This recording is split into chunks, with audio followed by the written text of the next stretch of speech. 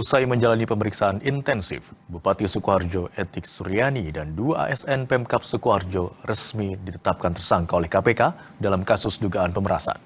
Ketiganya kemudian ditahan di rutan KPK. Disampaikan untuk masyarakat di Sukoharjo Bupati Sukoharjo Etik Suryani resmi ditetapkan sebagai tersangka dalam kasus dugaan pemerasan di lingkungan Pemkab Sukoharjo, Jawa Tengah. Penetapan ini dilakukan setelah Etik terjaring OTT dan diperiksa intensif 24 jam di Gedung Merah Putih KPK.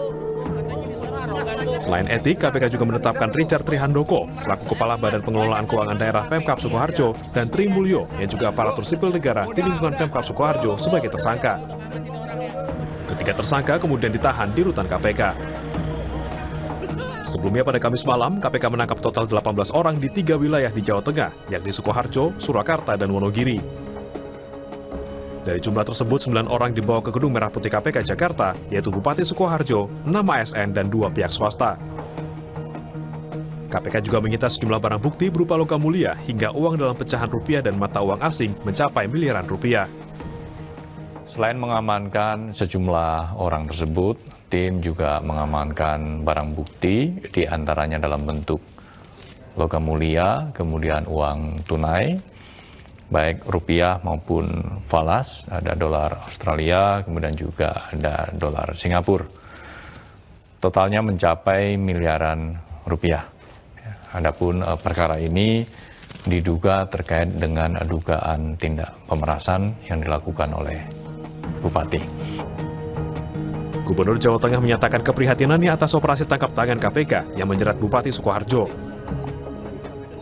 Gubernur memastikan pelayanan publik di Sukoharjo tetap berjalan dan meminta kepala daerah menerapkan tata kelola pemerintahan yang baik.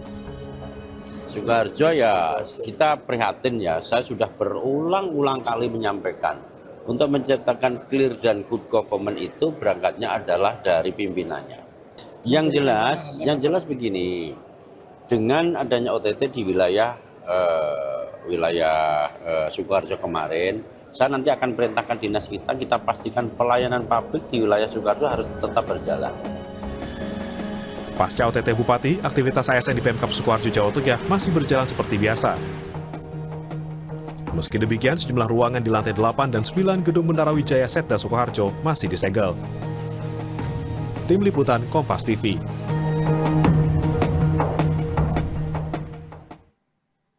PLT Deputi Penindakan dan Eksekusi KPK Asep Guntur Rahayu ungkap modus dugaan pemerasan yang diduga dilakukan Bupati Sukoharjo di lingkungan BPKAD.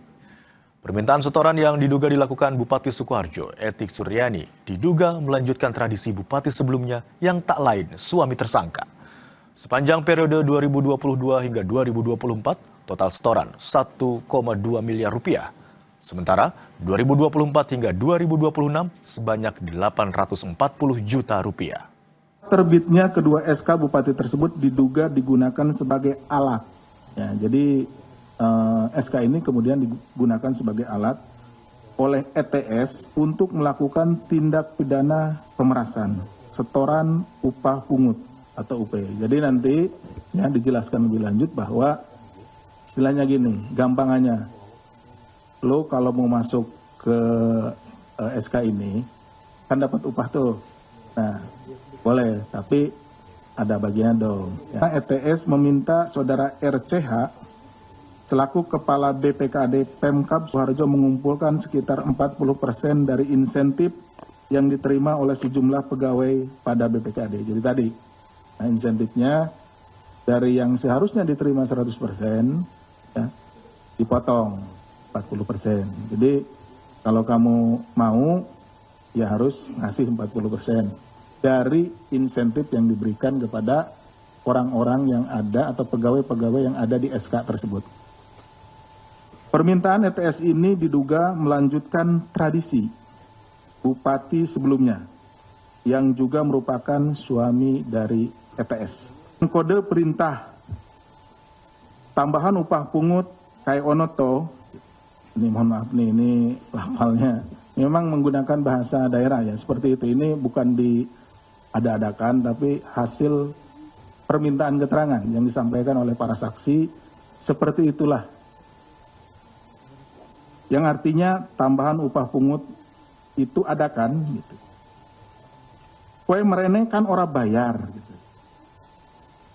Kamu ke sini kan tidak bayar gitu. Maksudnya masuk ke masuk ke SK-nya itu nggak bayar gitu. Padakno karo bapak gitu.